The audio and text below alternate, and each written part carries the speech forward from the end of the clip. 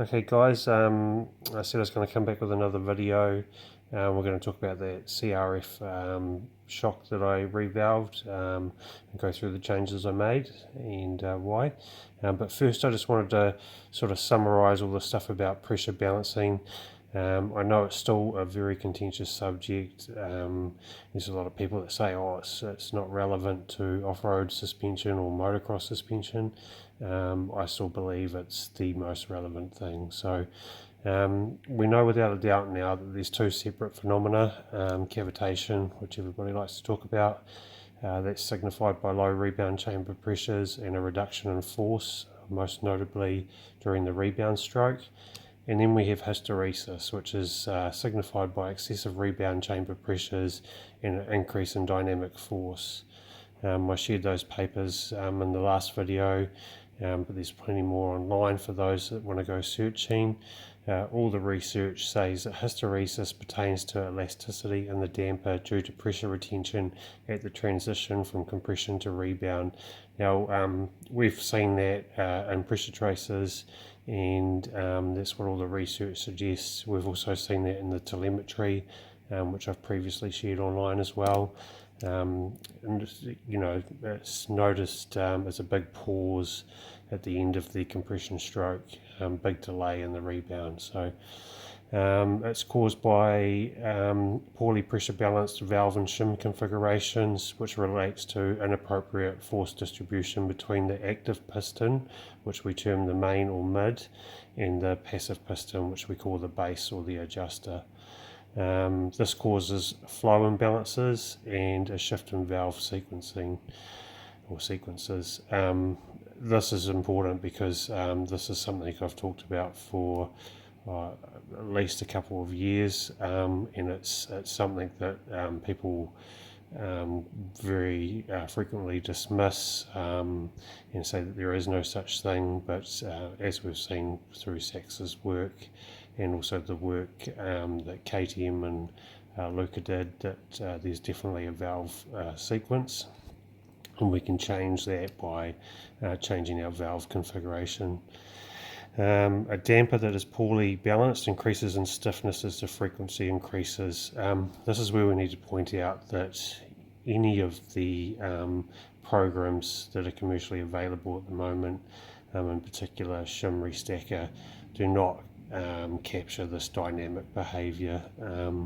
In fact, from my experience, they're a long way off what's actually happening.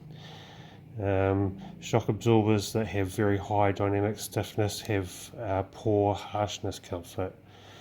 So there it is. Like that's the difference between two dampers. You know, it's how it rides, basically how it feels.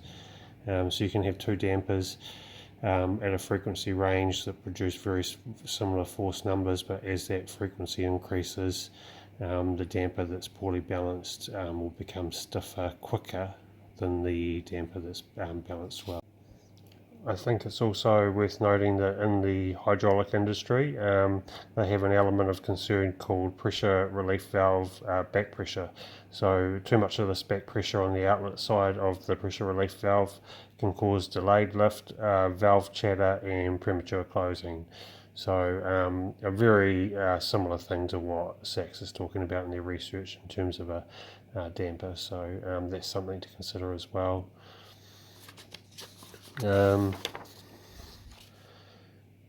More than one way to tune a damper. Well, yeah, there is, absolutely. We can have any configuration of shims and any variation of piston design we like, but an optimized damper will be the one that gives the least compromise and the best balance between performance and comfort. Force for a given velocity is what we term as damping, but how a damper responds to an increase in frequency is what we term as character. So basically how it rides. I've just done a little summary here. So this is what I believe. We can have super soft, cavitation, rowboat, you know, the old Cadillac. We can have soft, definitely, you know, you can take a balanced setup and go a little bit this way and make it even softer. We can have firm, and then we can have stiff / hard, dead, flat, all of those things, all those terms that we like to use. Now, the thing to remember is that we can do a measurement on a dyno at a real low frequency, and say for a given velocity of 1 meter per second or something like that, and we can make these dampers that we can term as all of these things, we can make them produce similar force numbers at that frequency and at that velocity. But like we mentioned in the last lot of information, is that how we have those valves configured in relation to each other will determine how that shock rides. It will determine the character of that shock. So we can have a very, very soft base valve or adjuster relative to our mid valve, and we're going to end up down this end. If we have a really stiff head valve, like Penske talk about, or like Sachs say, we're going to end up down this end here. And the important thing to remember is it's all relative. So you can have a perfectly balanced setup, and you can start taking shims off the main piston, and you're still going to end up down here. You can have a perfectly balanced setup, and you can start adding an excessive number of shims to the compression adjuster or to the base valve, and you're going to end up down here. So it's relative to each other. That's where a lot of people get tripped up. So if you want a soft ride, you're still going to balance it, but you're just going to have less shims on both the base and the mid, or the main piston / compression adjuster.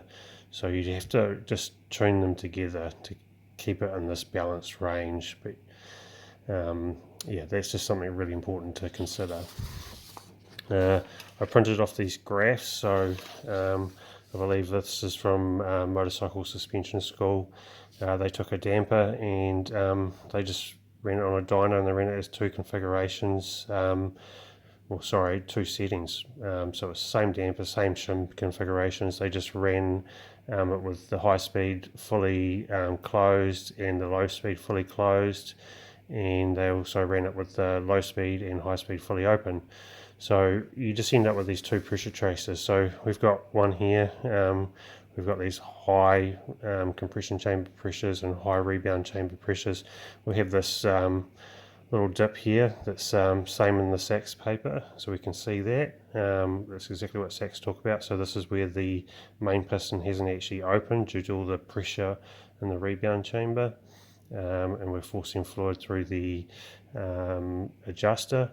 And then we've got at the end of the compression stroke here, we've got high pressure in the rebound chamber that never really comes back to our gas pressure. So, and here we have it with the adjuster right out. So we produce the same force numbers for the same velocity, but with two very different pressure tracers. So here we can see a much lower compression chamber pressure, but we get this pressure drop.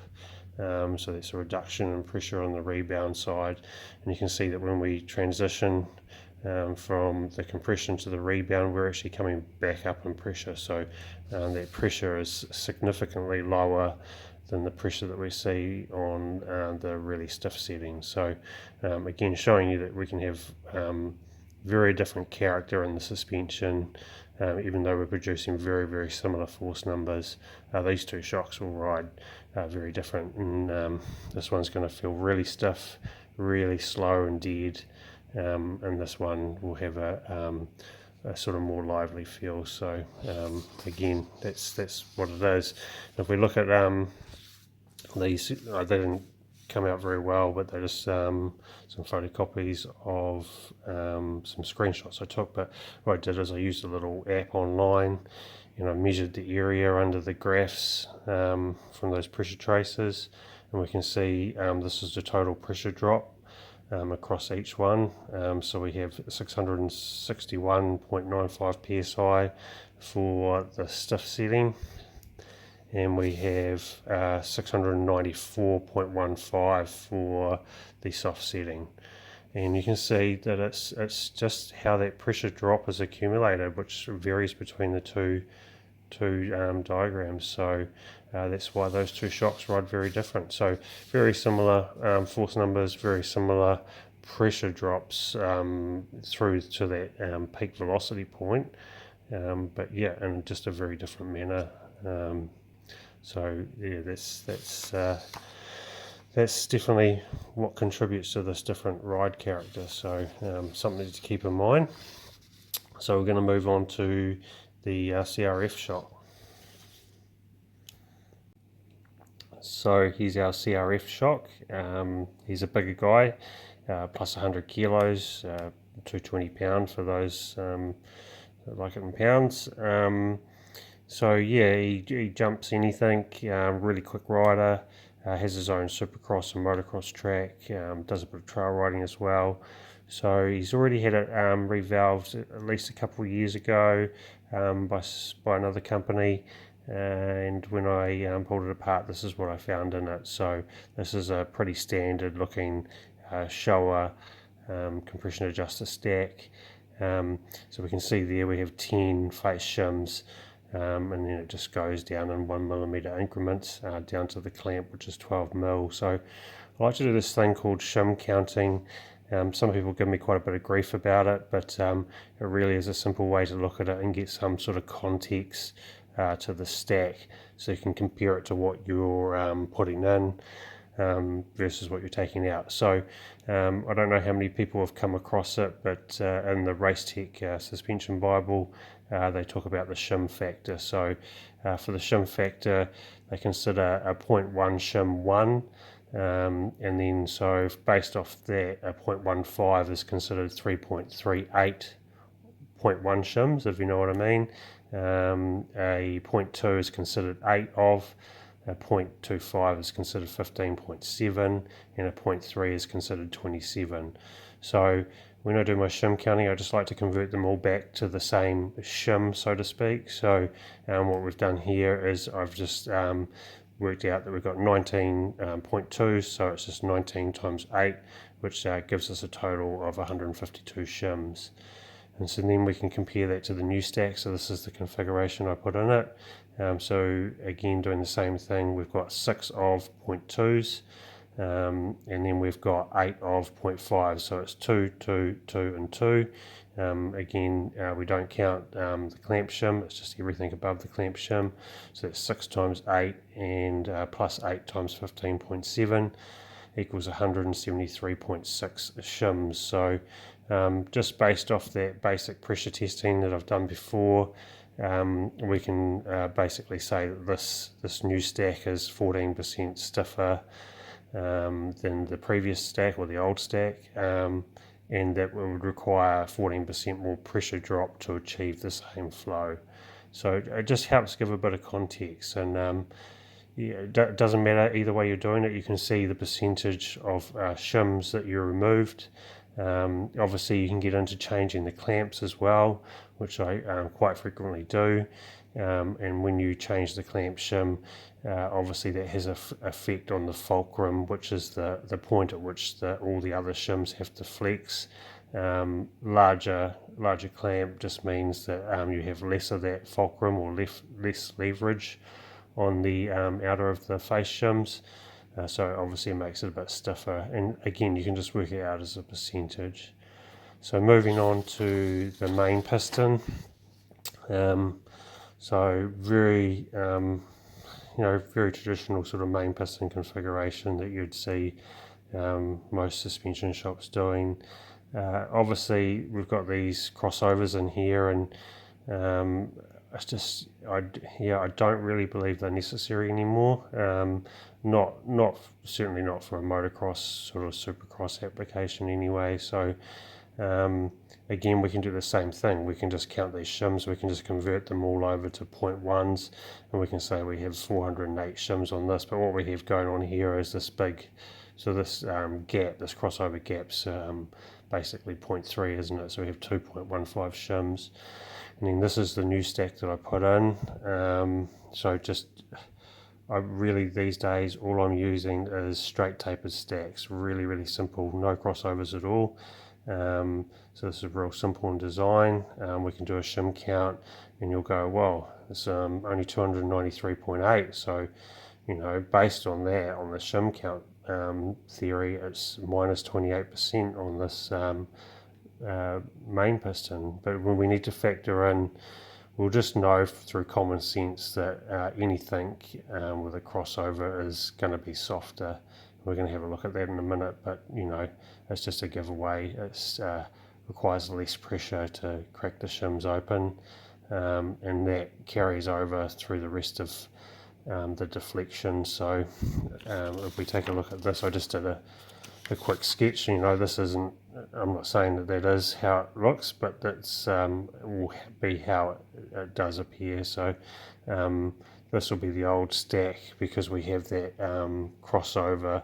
You know, it's going to lift in theory, all things being equal, it should in theory lift earlier, and then as it gets down into those 0.3s at the bottom, it's going to get stiffer. So it's going to have this little dip, and then we can see, if we go back to Luca's work, he's actually got a pressure trace diagram, or a pressure drop diagram for a shim stack with a crossover in it, and that's exactly what it does. It just sort of goes in two stages like this. And then if we take the new stack that I've got, obviously we don't have this smaller gradient down here. We just have one clean gradient. So despite sort of popular myth, shim stacks, like straight tapered shim stacks, don't get progressively stiffer. They work as one unit. Whereas, you know, like if you do put these crossovers, you do get this shallower gradient at the start, but that's the same as more bleed or anything like that, basically. So that's something to keep in mind. So it's just working out whether, you know, common sense is going to say the straight tapered stack without the crossovers is going to be stiffer, but it's just coming back to this: do we still believe that this low speed that we keep talking about refers to the things that we think it does, which I strongly believe it doesn't. Those bumps that people traditionally call low speed are actually high frequency, so that's where we really need the pressure balance. So you know, this stack, this old stack, is going to build up all that residual pressure, and it's going to come back to that stuff that we saw earlier on with the pressure traces here. So one stack, which I will guarantee is the crossover stack, is going to look like this when it comes to the pressure trace, and then one stack, which is the straight taper stack, is going to look a bit more like this. So that's how I see it anyway. And then we're just going to finish off by looking at the Rebound stack, which is pretty straightforward. We have the old stack, which was just, again, had a crossover in it.